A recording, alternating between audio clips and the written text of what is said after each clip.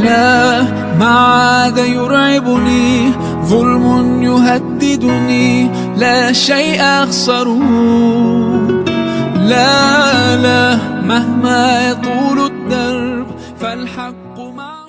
Assalamualaikum warahmatullahi wabarakatuh.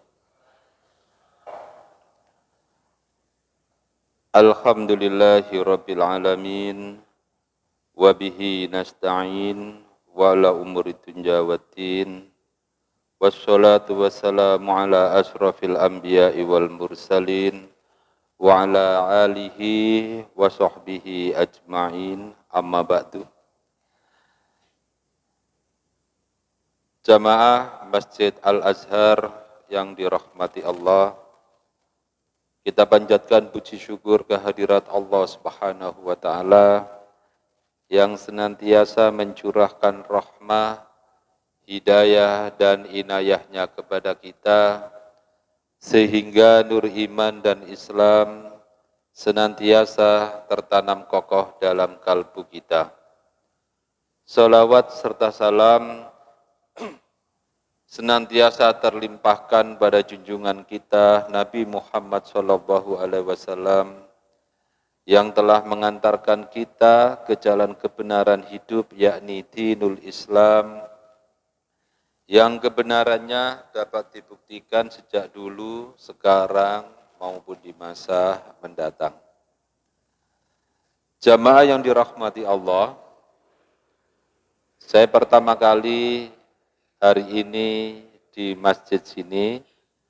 Oleh karena itu saya perkenalkan, nama saya Masyhud dari Sidoarjo, dan saya kalau di Muhammadiyah panjang ceritanya, mulai dari Ketua Pimpinan Daerah Ikatan Pelajar Muhammadiyah tahun 86 sampai 88, Sekretaris Majelis Hikmah Pimpinan Wilayah Muhammadiyah Jawa Timur tahun 2000 sampai tahun 1995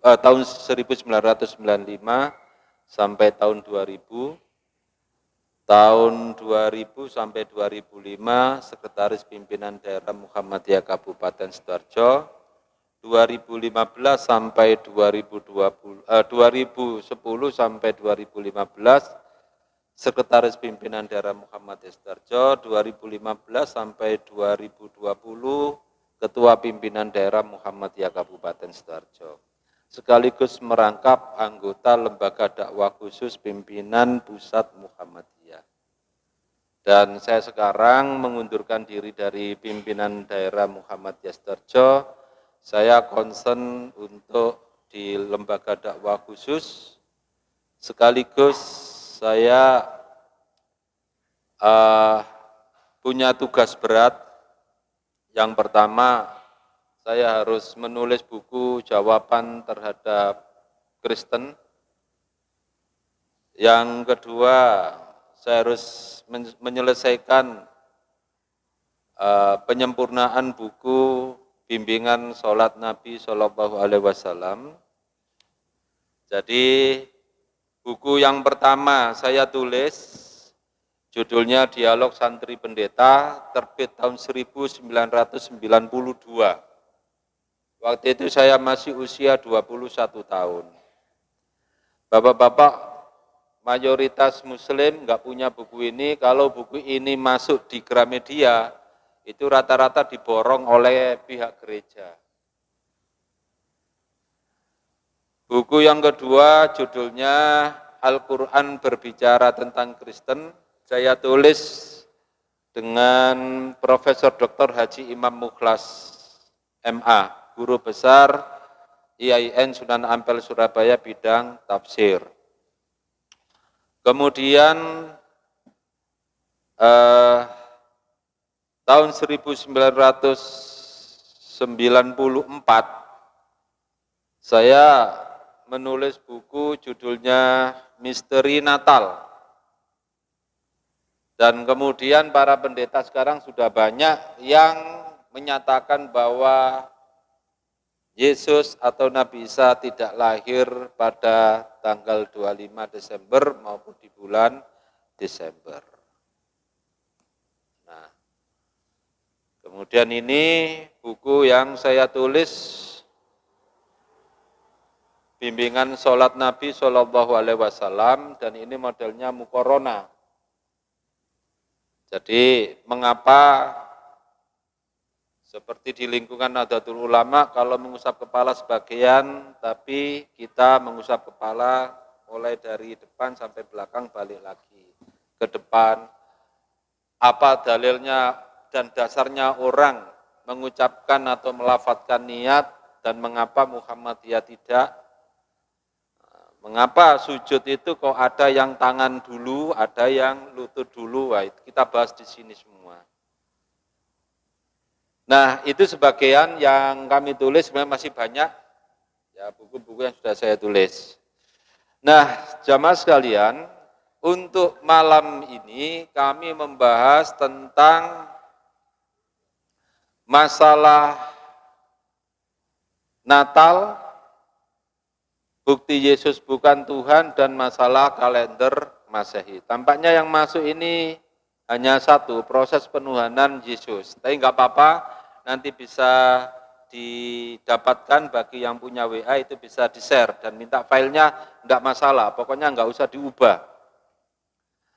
Yang pertama, kalau pada surat At-Taubah ayat 30, Allah berfirman, A'udzubillahi minasyaitonirrajim, wa qalatil yahudu Uzairun ibnullah, wa qalatin nasarul masih ibnullah, dzalika qauluhum bi afwahihim yudahiuna qaulal ladzina kafaru min qablu qatalahumullahu anna yufakun.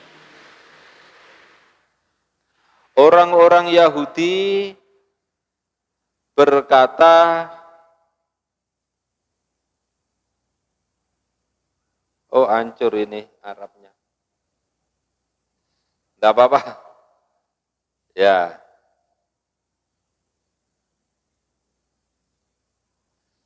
Ya, itu surat At-Taubah ayat 30 yang artinya orang-orang Yahudi berkata bahwa Nabi Uzair atau Ezra adalah putra Allah, dan orang Yahudi berkata bahwa Al-Masih putra Maryam itu adalah putra Allah. Nah, bantahan Allah, dzalika qauluhum bi afwahihim. Itulah ucapan mereka dengan mulut mereka.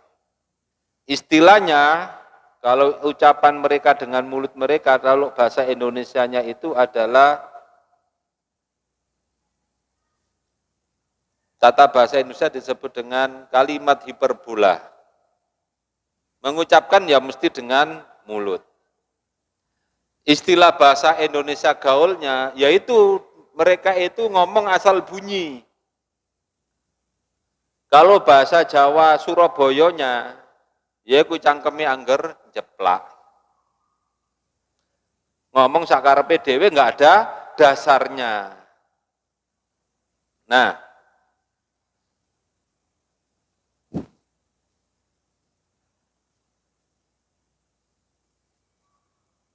yudahiuna qaulal ladzina kafaru min qabl.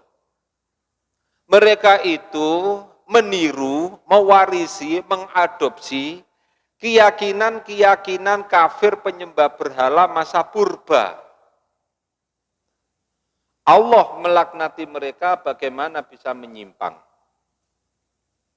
Nah, ayat Al-Quran ini banyak tafsir yang sudah menjelaskan. Untuk sementara penjelasan dari ulama-ulama tafsir Al-Quran, kita duduk maniskan dulu. Bagaimana ilmu pengetahuan para arkeolog dan ahli-ahli sejarah mengupas tentang asal-usul keyakinan bahwa Nabi Isa itu kemudian dipertuhankan. Jadi kita perlu tahu, nah ini gambarnya, yang gambar berwarna kuning kesoklatan itu adalah foto patung anak dewa matahari yang bernama Mitra. Yang berwarna biru itu foto patung Liberty di Amerika.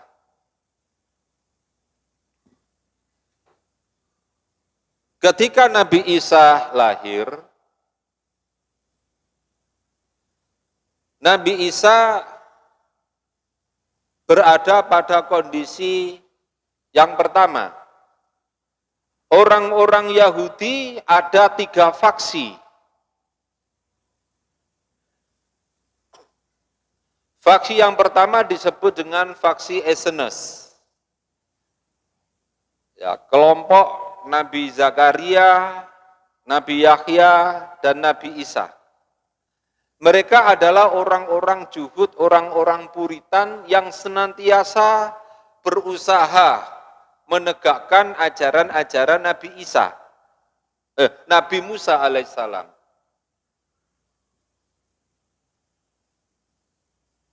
Yang kedua, kaum Farisi, Yahudi Farisi.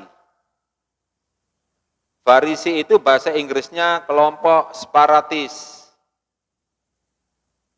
Ya, kelompok separatis, bahasa Arabnya.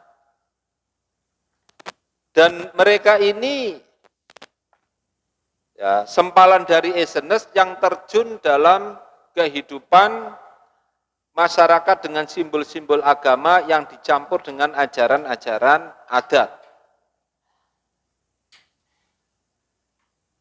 Nah, dan rata-rata kelompok Farisi ini, ya sempalan dari itu, mereka terjun di bidang politik.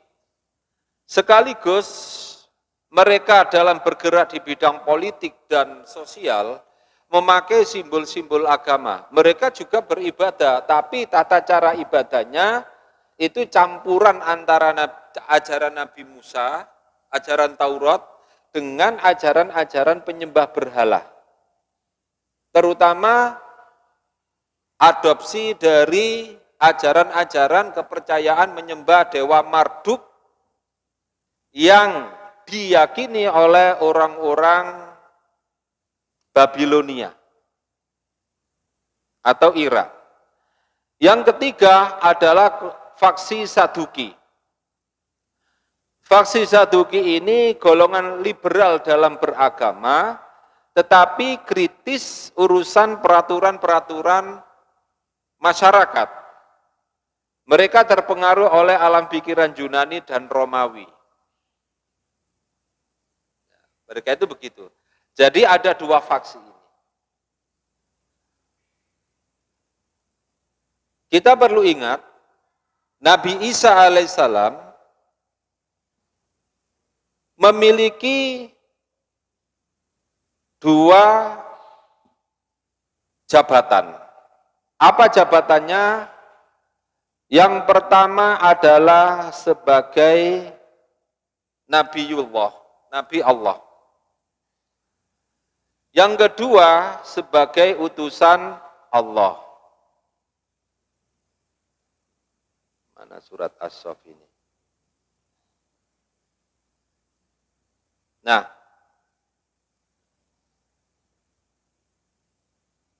jadi yang pertama, Nabi Isa sebagaimana yang termaktub pada surat As-Saff ayat 6, wa idh qala Isa bin Maryam ya bani Israil inni rasulullahi ilaikum musaddiqan lima baina yadayya minat taurati wa mubasyiran bi rasuli ya'ti min ba'di ismuhu Ahmad. Falamma ja'ahum bil bayyinati qalu hadza sihrun mubin. Dan ingatlah ketika Isa putra Maryam berkata, hai Bani Israel, sesungguhnya aku ini adalah utusan Allah untukmu. Jabatan yang pertama sebagai Rasulullah, utusan Allah. Tugasnya apa? Menjabat sebagai utusan Allah. Yang pertama memurnikan ajaran-ajaran Taurat Nabi Musa.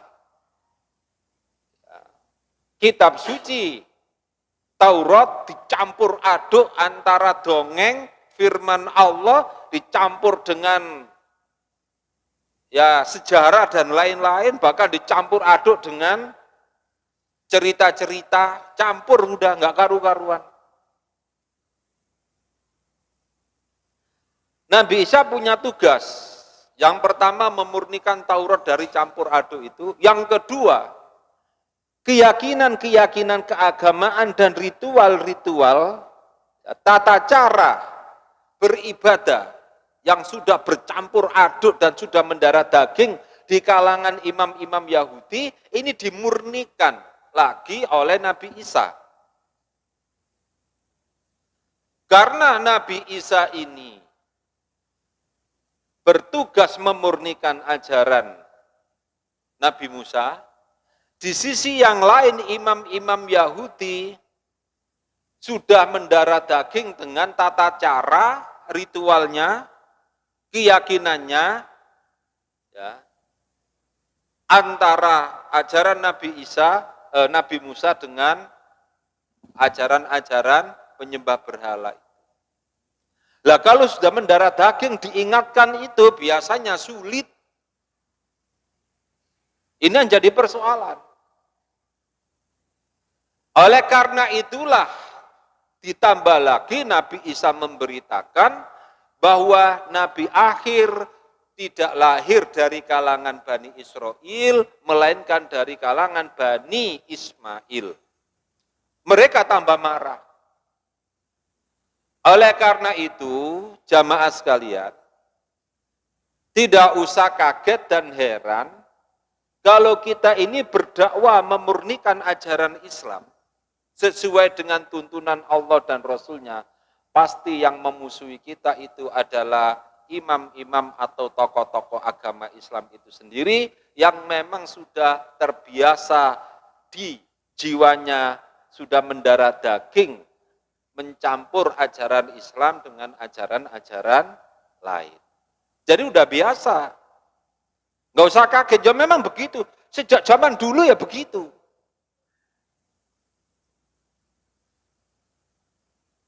Oleh karena itu mereka, imam-imam Yahudi berusaha sampai ingin membunuh Nabi Isa.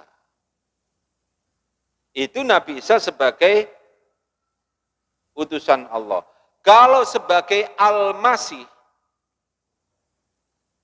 Al-Masih menurut konsep Yahudi, saya duduk maniskan dulu menurut pendapat ulama-ulama tafsir Al-Quran.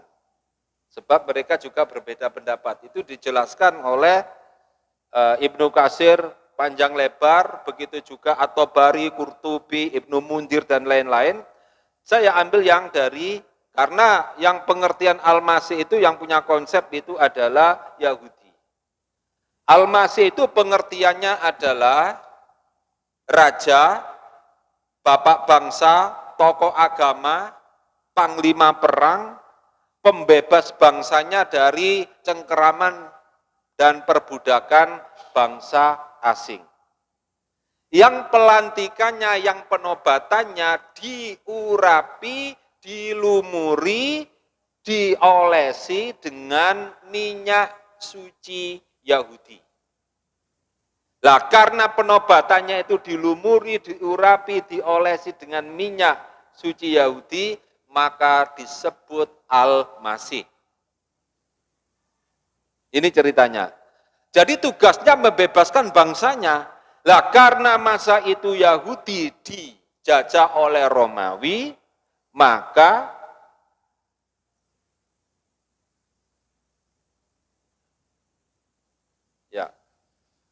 Nabi Isa ini diincar oleh penguasa Romawi.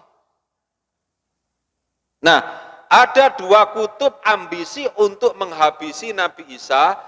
satu imam-imam Yahudi, dua penguasa Romawi, yang keduanya ini bersatu melakukan konspirasi, menangkap dan menyalib Nabi Isa itu. Jadi yang dulu ada tanda tanya mengapa Nabi Isa dimusuhi oleh bangsanya sendiri, ya karena dia bergerak melakukan pemurnian agama. Musaddiqal lima baina yadayya minat Taurat. Yang memurnikan, yang membenarkan, yang meluruskan. Ini. Nah, Nabi Isa diselamatkan oleh Allah sebagaimana dinyatakan oleh pada surat An-Nisa ayat 157 dan 158. Saya enggak baca ayatnya yang jelas, insya Allah bapak-bapak juga hafal kecuali yang belum hafal. Nah, setelah Nabi Isa tidak ada, orang-orang non Bani Israel yang memang sejak lama sudah punya kepercayaan pada dewa-dewa, dan mereka punya banyak dewa. Ada dewa matahari, ada dewa Jupiter, ada dewa Neptunus, ada dewa macam-macam, dewa air, dewa kesuburan, dan lain-lain. Nah, disinilah kemudian ketika mereka mendengar Nabi Isa memiliki kehebatan, bisa menghidupkan orang mati, orang buta bisa melihat, orang sakit parah, kronis bisa sembuh, mencipta burung dari tanah liat menjadi burung beneran.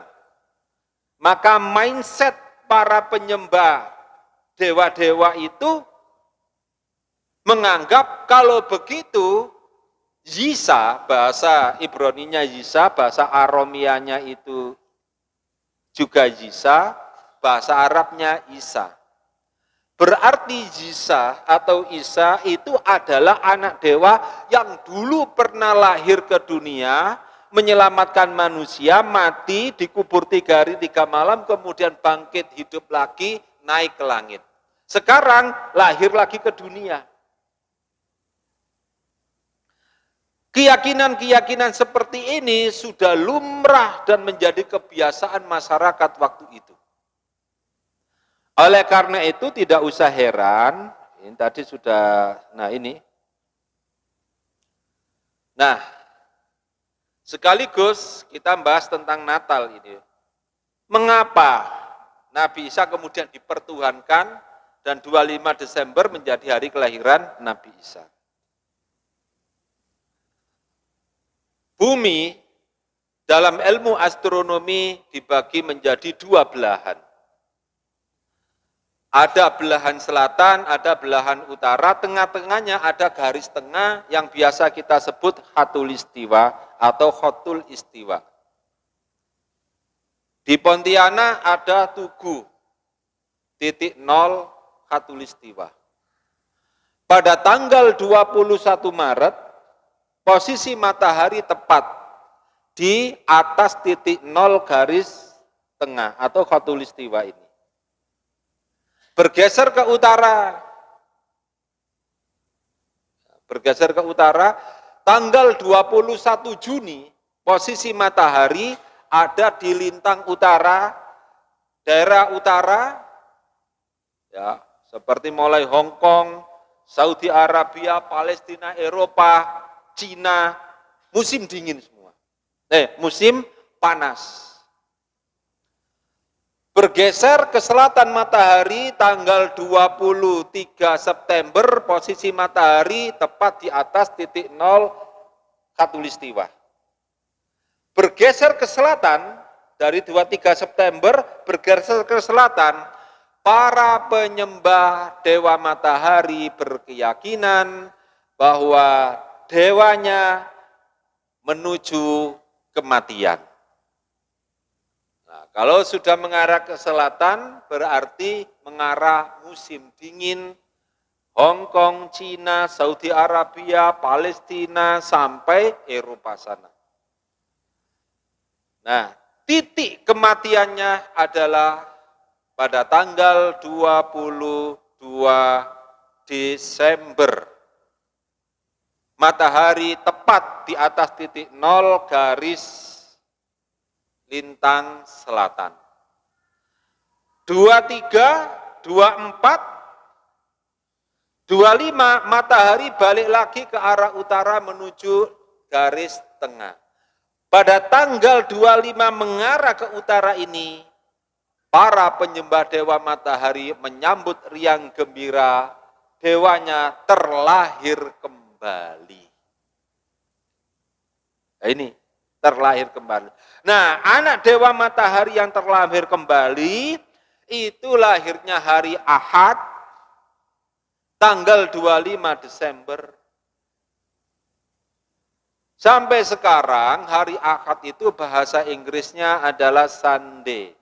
Sun itu matahari, D adalah hari, bahasa Belandanya Zondag, zon itu matahari, dag adalah hari, bahasa Italianya, bahasa Romawinya adalah Sonntag, son itu matahari, tak adalah hari, dan kemudian menjadi juga di bahasa Portugis, yang kemudian masuk ke bahasa Indonesia dari Domingos yang artinya hari kelahiran Tuhan, menjadi nama hari mengganti hari Ahad yaitu hari Minggu.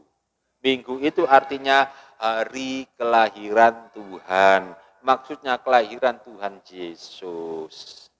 Lah ternyata lidah kita sekarang lebih mudah mengucapkan Minggu daripada hari Ahad. Jadi ini ceritanya. Nah, karena Nabi Isa ya, sudah tidak ada, mereka mendengar berita tentang hebatnya Nabi Isa.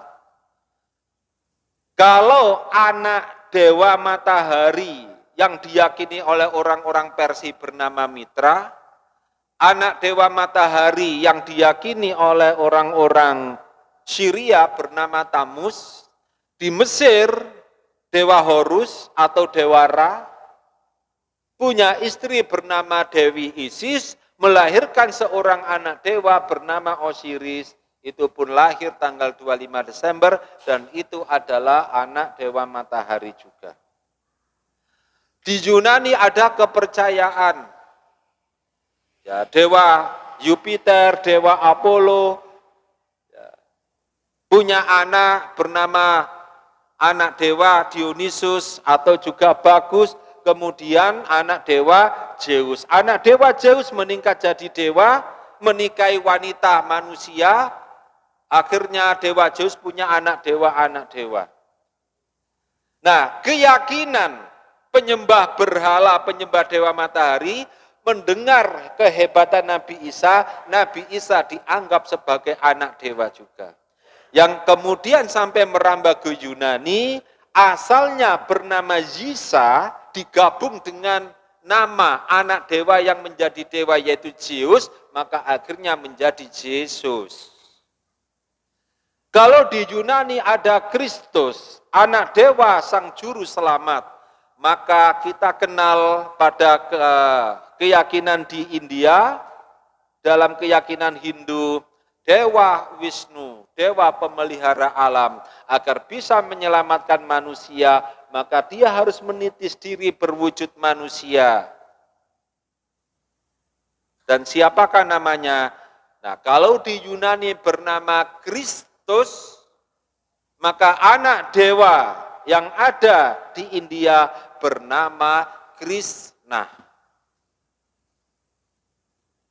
Jadi tidak salah Allah menyatakan, dan memang kita diberitahu oleh Allah, mereka itu meniru, mewarisi keyakinan kafir penyembah berhala masa purba. Ya, surat At-Taubah ayat 30.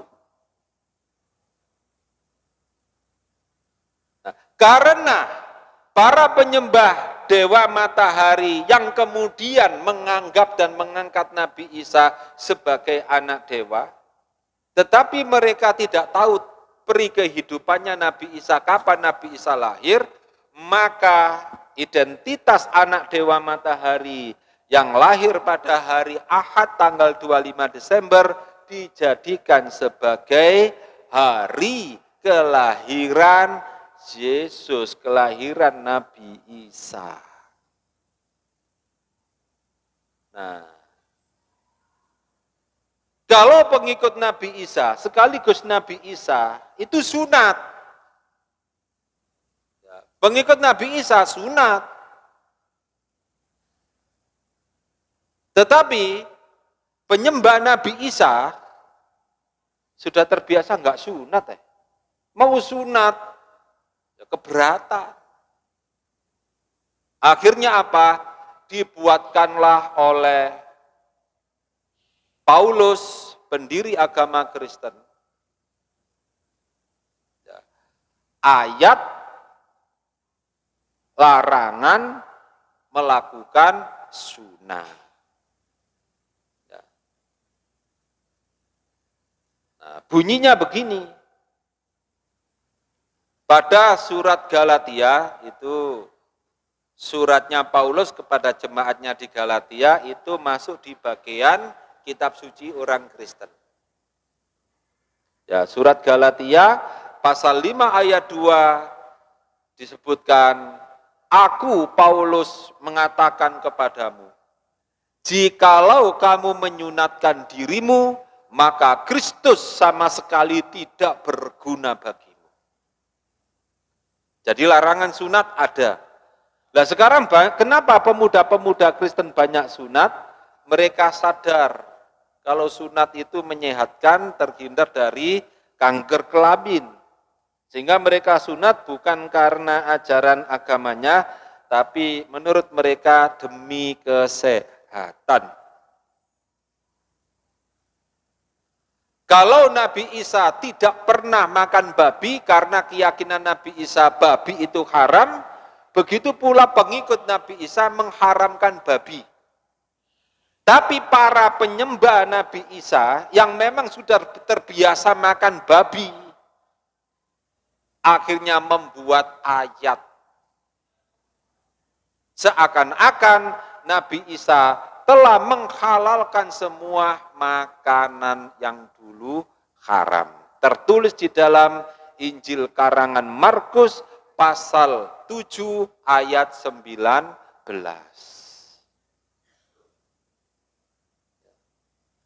Kalau Nabi Isa dalam beribadah menyembah Allah, yaitu sholat, di antara rukunnya itu adalah ada ruku, ada sujud. Tapi coba lihat orang-orang Kristen tidak pernah ruku dan tidak pernah sujud. Ayo sujud di gereja itu, nanti kebentuk kursinya. Tidak bisa. Ya, jadi inilah proses mengapa Nabi Isa kemudian dijadikan Tuhan. Sebenarnya file yang misteri Natal nggak dimasukkan ya.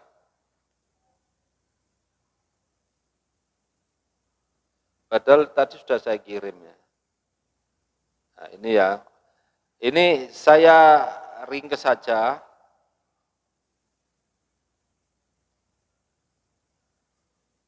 Nah, sebagai bukti lagi bahwa Nabi Isa itu tidak lahir pada bulan Desember.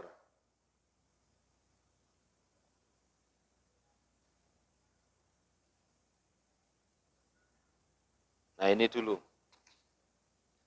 Paus Benedictus dalam bukunya yang berjudul Jesus of Nazareth, itu yang bahasa Inggris, yang bahasa Jermannya Jesus of Nazareth.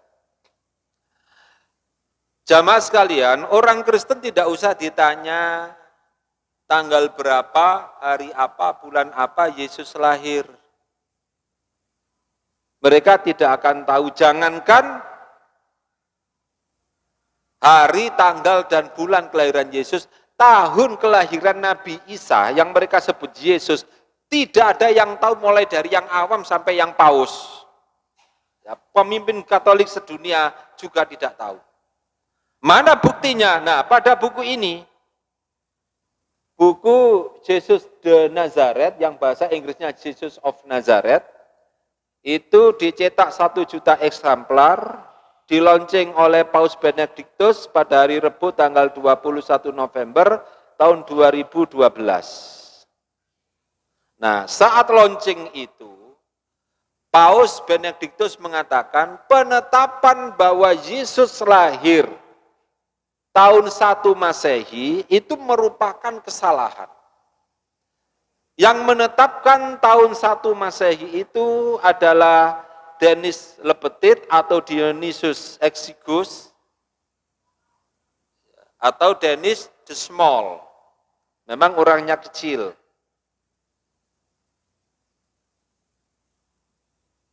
Lah terus yang benar kapan Yesus lahir?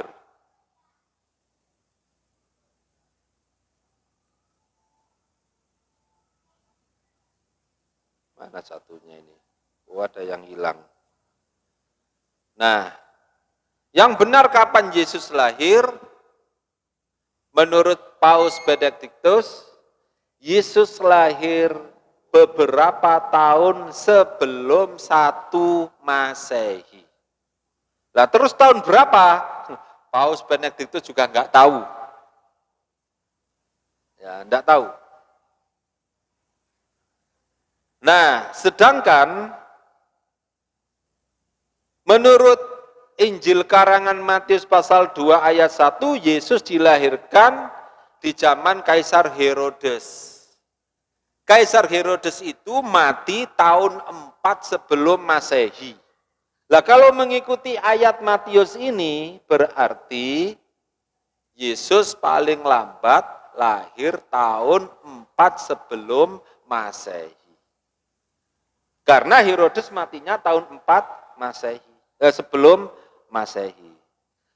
Tetapi kalau menurut Injil karangan Lukas pasal 2 ayat 1 sampai 20, Yesus lahir ketika diselenggarakan sensus penduduk yang pertama di tanah Yudea, tanah Palestina, atas perintah Kaisar Agustus yang saat itu wali untuk wilayah Palestina, wali Yudea, bernama Kirenus. Lah tahun berapa sensus penduduk yang pertama itu? Yakni tahun 7 Masehi. Lah sekarang manakah yang benar? Lahir tahun 4 sebelum Masehi ataukah tahun 7 Masehi. Nah ini.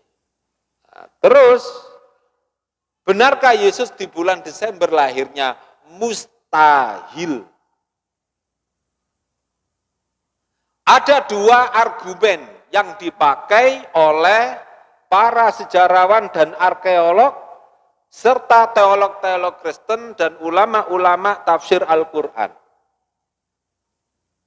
Dasar yang pertama adalah dari kitab suci Kristen sendiri, yaitu Lukas pasal 2 ayat 11. Yang berbunyi, ya, saya singkat saja, nggak usah saya baca ini bunyi ayatnya.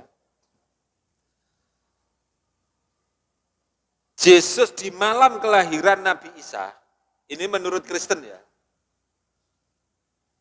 para penggembala yang menjaga domba-dombanya yang dilepas di padang di malam hari, didatangi malaikat. Malaikat memberitahu bahwa Kristus, anak Tuhan sekaligus Tuhan, lahir di kota Daud. Patokannya adalah apa? Penggembala menjaga ternaknya yang dilepas di padang di malam hari. Kalau kebiasaan Bani Israel melepas ternaknya di padang di malam hari, berarti itu musim panas, bukan musim dingin. Kalau bulan Oktober, awal Oktober sampai awal Januari,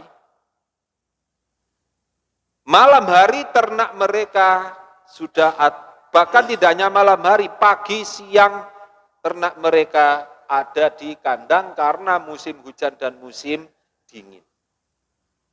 Ada tokoh Kristen Ortodoks Syria tetap bertahan lahir di bulan Desember. Saya katakan, ayo kamu sama saya ke Yerusalem.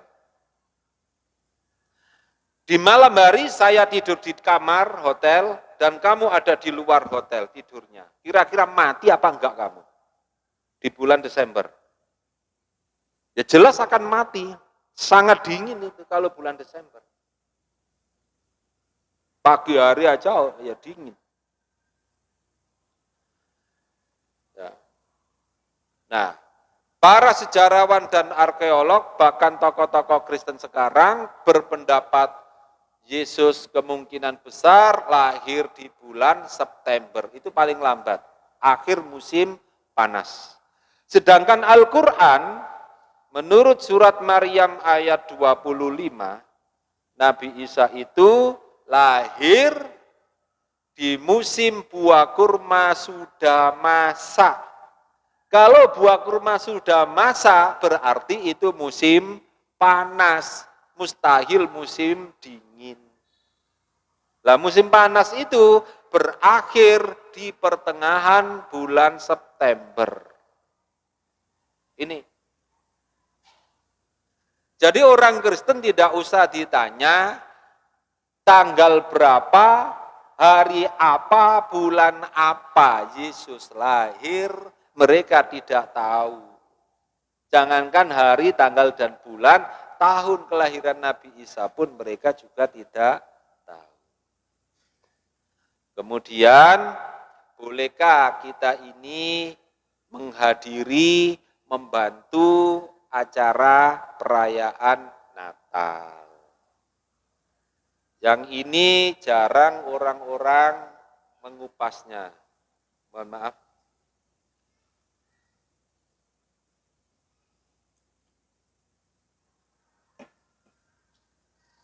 Ya, filenya sebenarnya lengkap, hanya saja yang dimasukkan sini hanya yang proses penuhanan Nabi Isa ya. Nah, yang masalah Natal, yang pertama, kalau kita mengaku sebagai hamba Allah, di surat Al-Furqan itu jelas. Karakter sebagai hamba Allah, ibadur rahman, alladzina yamshuna 'alal ardi hauna wa idza khatabahumul jahiluna qalu salama. Kriteria karakter hamba Allah yang maha kasih sayang itu yaitu mereka berjalan di muka bumi ini dengan santun, merendahkan hati. Dan seterusnya sampai ayat 72, walladzina la yashhaduna jura wa idza marru bil lagwi marru qirama. Dan orang-orang yang tidak menghadiri, tidak menyaksikan, tidak memberi kesaksian terhadap hal-hal yang buruk, yang mungkar, yang batil, yang musyrik, yang berbau kemusyrikan. Jadi az-zur menurut ulama-ulama tafsir Al-Quran, mulai dari kitab Babon yang awal, Tobari, Qurtubi, Ibnu Katsir, sampai yang berbahasa Indonesia, tafsir Al-Misbah Profesor Dr. Quraish Shihab, padahal Profesor Dr. Quraish Shihab kita anggap sebagai orang yang moderat kan gitu. Itu mengatakan az-zur itu keburukan yang amat. Itu. Jadi kita tidak menghadiri, tidak menyaksikan, tidak memberi kesaksian terhadap hal-hal yang sangat buruk, kebatilan, kemusyrikan, kepalsuan, kedustaan. Dan terus terang, ajaran ketuhanan Trinitas Tuhan Bapa, Tuhan Putra, atau Tuhan Anak dan Roh Kudus, ayatnya palsu, baru ditulis tahun 1520 Masehi. Baru ditulis. Ya. Yashhadun, menurut ulama-ulama tafsir, arti asalnya adalah menghadiri, yang kemudian berkembang memberi kesaksian atau menyaksikan, juga membantu. La yashhaduna, mereka tidak memberi kesaksian, tidak menyaksikan, tidak menghadiri, tidak membantu pada hal-hal yang musyrik, buruk, batil, bohong, dan dusta. Enggak boleh. Nah, oleh karena itu kita ya nggak boleh membantu dalam bentuk apapun, membantu jaga gerejanya. Nah, kita punya jasa catering, eman 500 bungkus tetap dilarang. Kalau kita mengikuti ayat ini loh, ya jelas ayatnya. Ini bukan pendapat saya, coba buka tafsir Al-Quran model apapun. Ya. Tuh. Ini sudah saya jelaskan di buku ini, Misteri Natal. Nah, selanjutnya,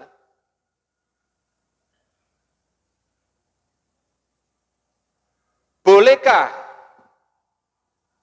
kita mengucapkan selamat Natal? Saya ambil dari dua sisi. Sisi yang pertama dari kitab sucinya Kristen.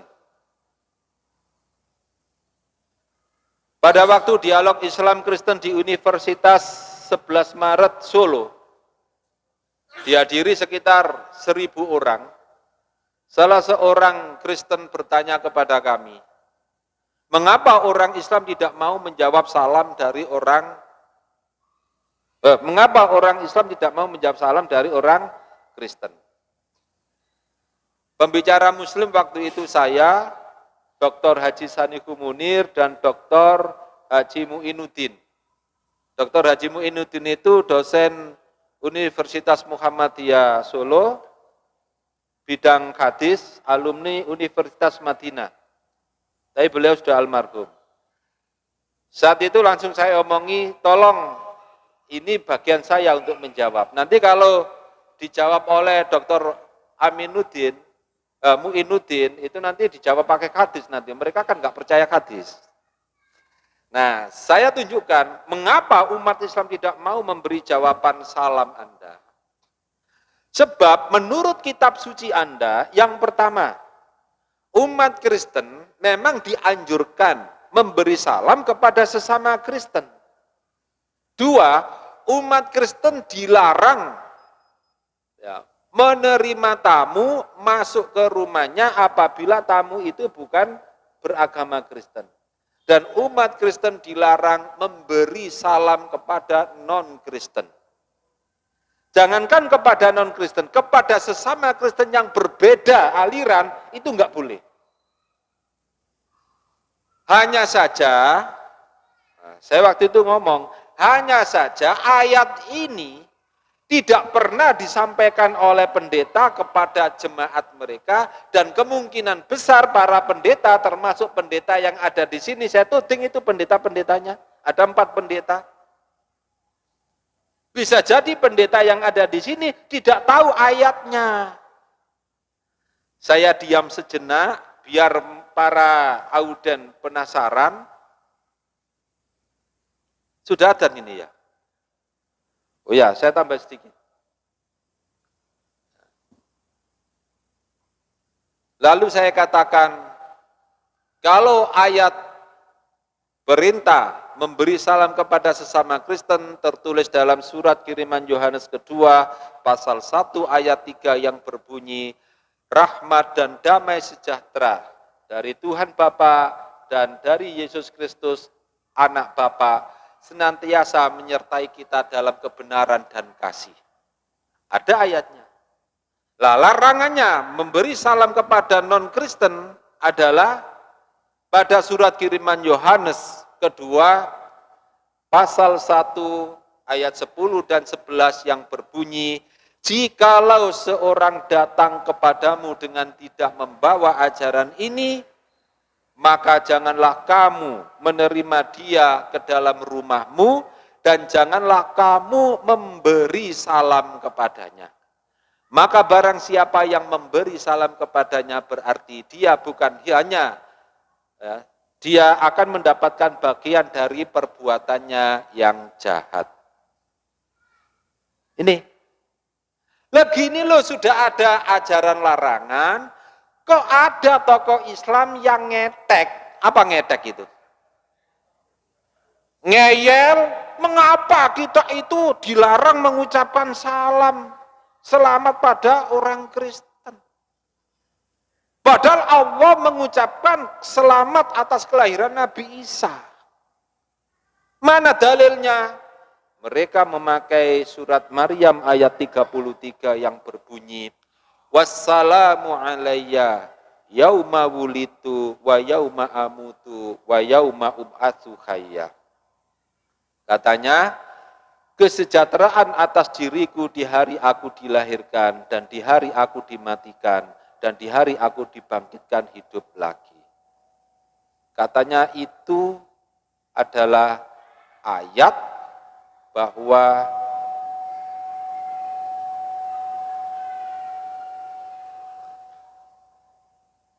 Allah memberi ucapan selamat kelahiran Nabi Isa. Padahal ayat itu kan ayat 33. Ayat ini nggak bisa dipisah dengan ayat sebelumnya, terutama ayat 30 sampai 32 yang berbunyi Nabi Isa berkata, Inni Abdullah ataniyal kitaba wa ja'alani nabiyya wa ja'alani mubarakan aina ma kuntu wa ausani bis sholati waz zakati ma dumtu hayya wa barram bi walidati wa lam yaj'alni jabbaron syaqiyya. Ini artinya, aku ini hamba Allah. Allah memberiku Alkitab yaitu Injil, dan Allah menjadikan aku sebagai seorang nabi, dan Allah menjadikan aku sebagai manusia yang menjadi berkah di mana aku berada, dan Allah memerintahkan aku untuk menegakkan sholat, menunaikan zakat, berbakti pada ibuku. Jadi identitas Nabi Isa sebagai hamba Allah yang sholat, berdoa kepada Allah, harus berbakti pada orang tuanya.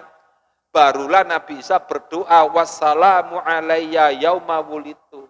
Enggak boleh dipisahkan ayat ini bahwa Nabi Isa lahir sebagai hamba Allah, sebagai utusan Allah.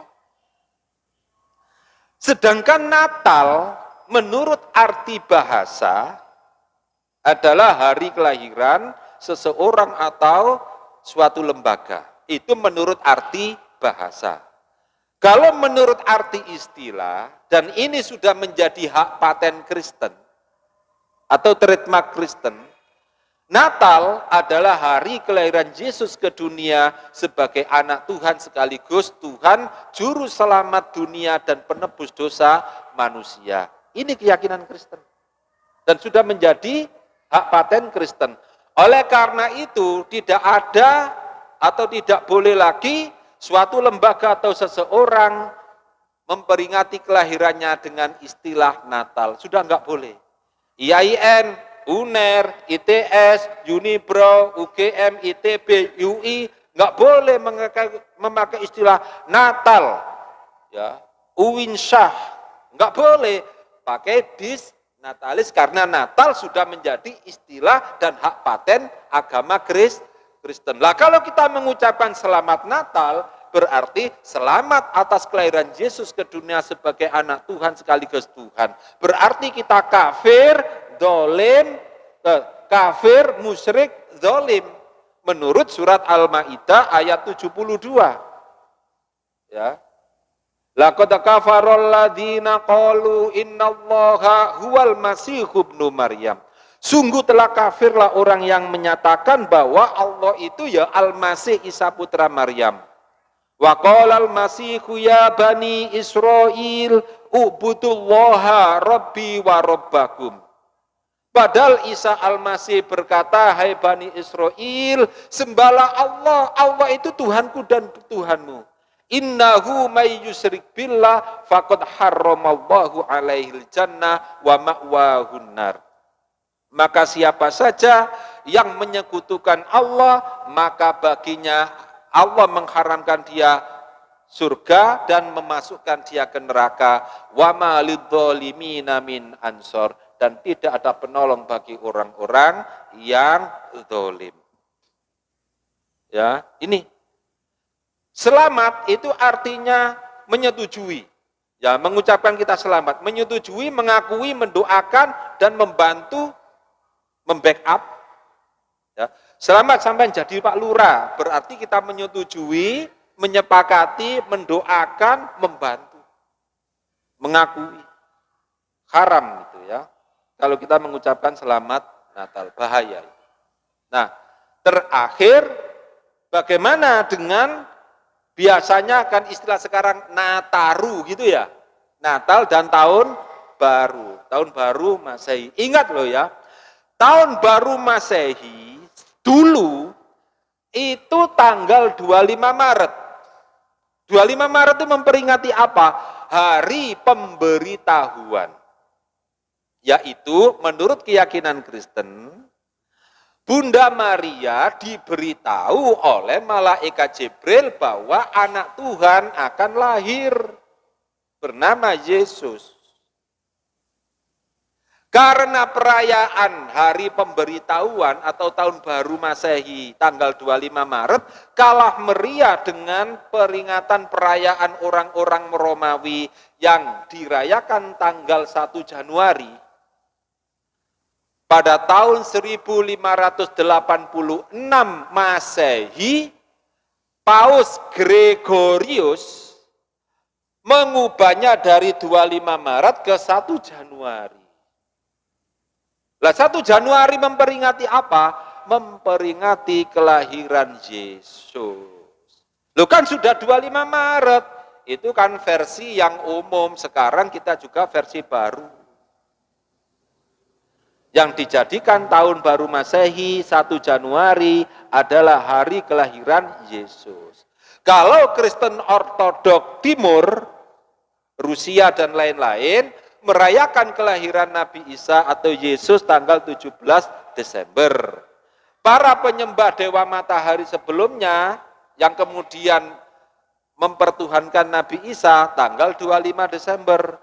Orang Kristen Koptik Mesir merayakan kelahiran Nabi Isa tanggal 6 Januari. Lah Paus Gregorius mengambil yang kosong tanggal 1 Januari. Yang kemudian kita sebut juga tahun baru Masehi adalah hari kelahiran Yesus versi Gregorius atau Paus Gregorius. Sementara itu dulu, kalau saya ngomong bisa jam 12 enggak selesai ya. Ya, tolong nanti di-share aja filenya itu. Jadi bapak-bapak biar itu. Terima kasih. Nasrun minallahi wa fathun qarib. Wassalamualaikum warahmatullahi wabarakatuh.